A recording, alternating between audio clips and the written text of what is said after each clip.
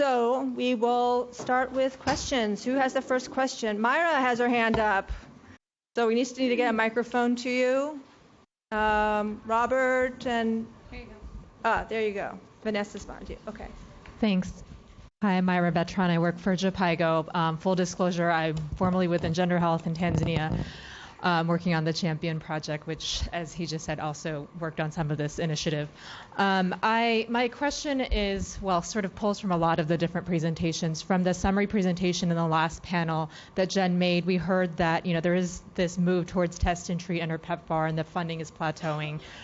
There's definitely a need to get sort of the government on board for a lot of these initiatives. We heard from the individual country presentations that there was a lot of institutionalization of the service delivery piece.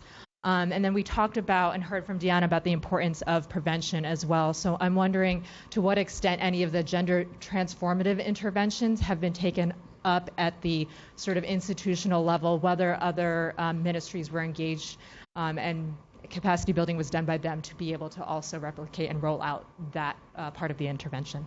Thank you. Great. Thank you. Vanessa, we have a question here. Hi, I'm Joya Banerjee, also from GBVI. Thank you to all the panelists for your excellent presentations and congratulations on your outcomes. I was curious if in your work you have experienced transgender people coming in and sexual minorities coming in for services, and what are the plans, particularly around data collection, to start accounting for those groups. We know that there's increased risk of violence against transgender people in particular. I know that PEPFAR disaggregates by sex, male and female, but I'm curious as we all move forward how we're going to start not just collecting data, but providing specific services for these key populations. Thank you. Thank you. That's a really important question. Other questions? Hello, Yes. Good morning. My name is Victoria Rames. I wanted to ask a question of the panelists with respect to budgeting at the national level. If you could speak to whether, let's call it GBV responsive budgeting, was able to take place in the respective ministries, be it health or justice sector, to ensure that greater funds were available for a number of the initiatives that you were implementing where those funds were necessary. Thank you. One more question?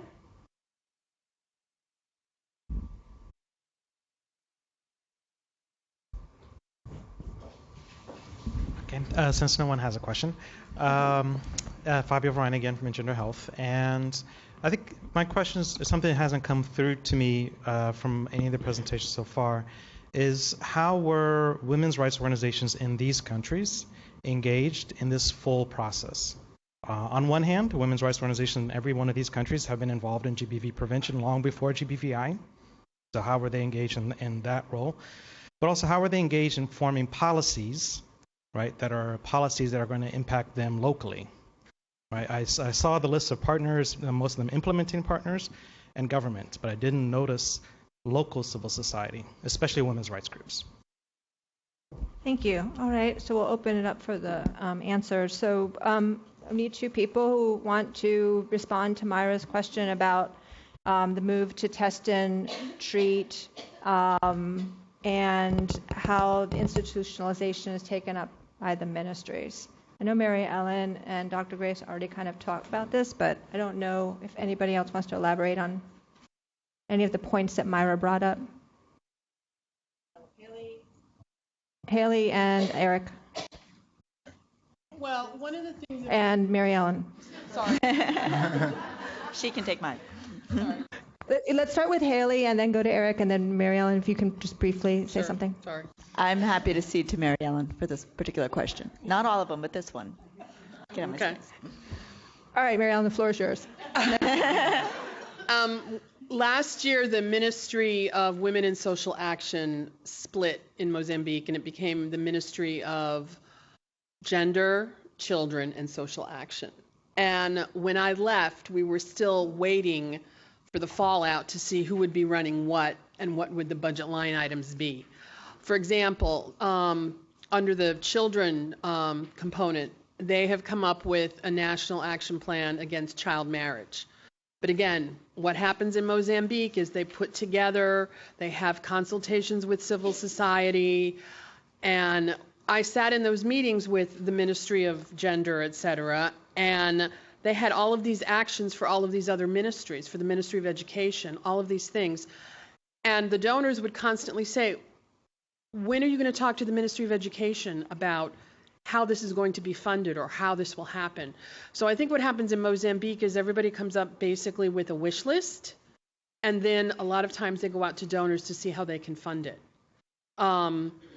With the larger programs, for example, with HIV, they've got larger budgets, but then again, it's in there, but is it really happening? I mean, I sat on a lot of policies, national action plans, national strategies with my colleagues from UN Women, from the civil society groups to make sure that the indicators were there and things were, listed, but then at the last minute, things change and things shift. So it's really hard to say. They want to do a lot of things, but they simply don't have the funding.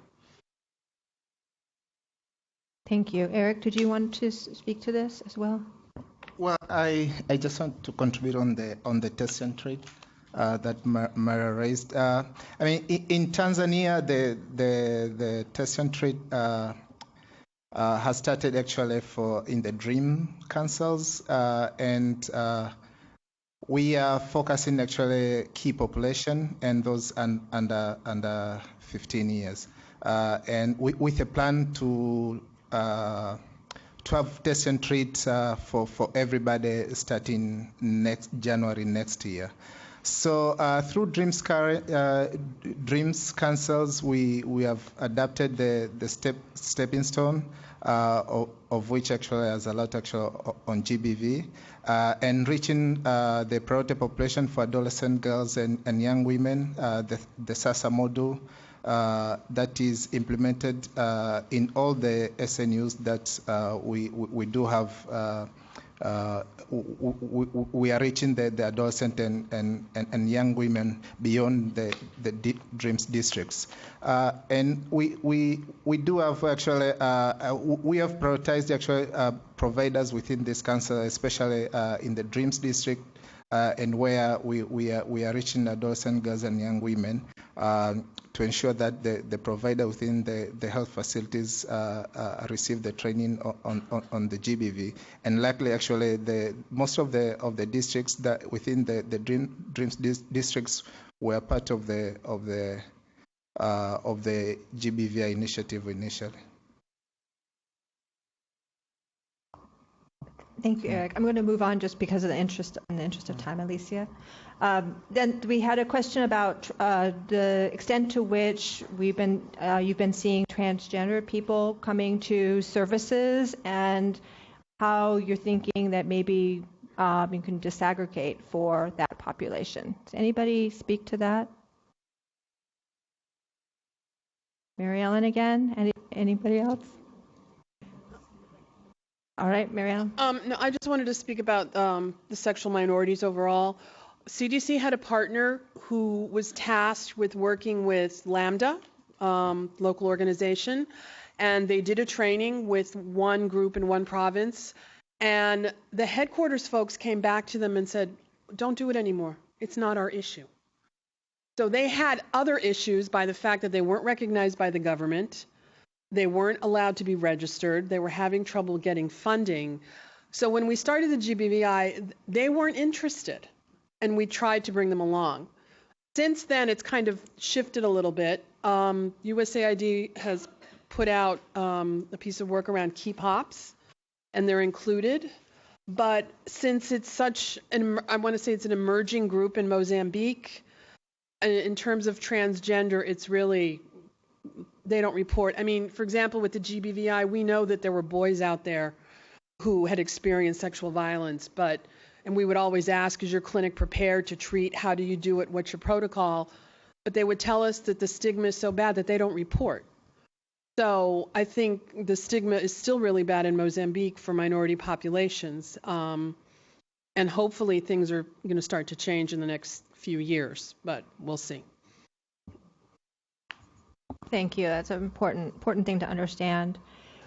What about the question regarding gender-responsive budgeting? Does anyone want to speak? Grace, you're kind of nodding your head, not to put you on the spot, but do you want to talk about how, or GBV responsive, I think the question was, to what extent the budgeting kind of was influenced by the GBVI or looking forward? Okay, so budgeting in Tanzania is two processes. There is national and council, and the council are the main implementers. So these are the ones who really have or are supposed to put a bigger piece of budget. The national level is mainly coordination and some of the activities. For the national level, some of the sectors I would say have a specific budget for gender issues, and some of the sectors have not. For example, the Department of Social Welfare has specific budget for child protection issues, which include gender-based violence. The Children Department from the side of community development also has, and the police. The council, some of the councils is not all of the country. We have over 200 councils, but some of them have started budgeting, especially in the areas where there was GBV initiative, but most of them have not. So we still also have a long way to go. I know it has passed, but Myra asked if some of the prevention work is being taken up and how is it being taken up. And the good news is, like I said right now, is that we are joined. We are one ministry with the social welfare, the community development. And so this work towards a new plan is sort of bringing up all these things together. And we brought up the partners group and other groups that we are working on only gender integration in reproductive health, not only GBV. And this took up a bigger part, especially on the gender transformation, gender norms, and all those. Yeah. Thank you. And then the last question was to what extent women's rights organizations were engaged in the process, both in the implementation and in policy formation. And I know they were. So Haley will speak to that. Okay. Sure. I can speak to part of it. There were already, at least when we started, some strong policies on gender BV in Mozambique, and some local organizations. Forum Mulher was one of them, are very involved in making that happen. And when we started, the issue was more disseminating, letting people in the community know that this was against the law. And that actually turned out in some of the focus groups to be one of the most powerful things, is people knowing that it was against the law and it was illegal. But in terms of implementation, there were also a number of organizations, I'm translating in my head the names of the organization, associations of Mozambican women in education in Mozambique worked a lot on the schools issues and with students, and a network of local women's associations worked on the issues as well. And they were very powerful and very good, but the other organizations, the religious organization, actually had a tremendous impact, partly because they had a different reach. The organization working with savings and loans groups, even though it was a women's rights association, most of the participants were women. So that's a partial answer to the question.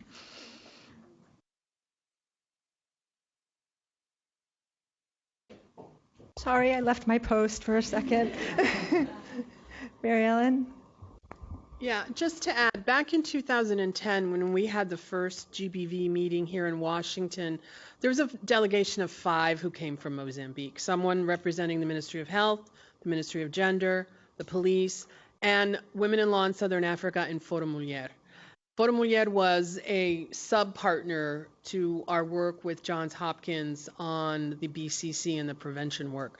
So they weren't necessarily, I tried to give money to Forum Mulher, and they're like, we're a network, you've got to work locally with our group. So they were always involved and always engaged and with us along part of the process. You just don't necessarily see their names up there. Thanks for that clarification. I'm thinking that we just have like 1 minute. So if each of you really, really quickly, one thing that you think was the biggest success for you from the Gender-Based Violence Initiative. We'll just start down the row really briefly, because I know people are waiting for lunch. Okay, so for me, my greatest experience was learning from different people. It was exciting to work with a lot of implementing partners and national and international donors at the regional level. So for me, it has built me up a lot, and it's an experience that I will not forget. Thank you. Very well done. Succinct. Hija? Yeah, for me, okay. Sorry, I didn't prepare them for this. I just thought of it. I have a lot, but the way we strengthening community and facility part and working together as a team for GBV Survivor, it was a great experience in the work. Thank you. Thank you. Eric? Yeah, for me is the establishment of the national coordination or national advisory group, which is multisectoral. It goes beyond health and has people from education, police.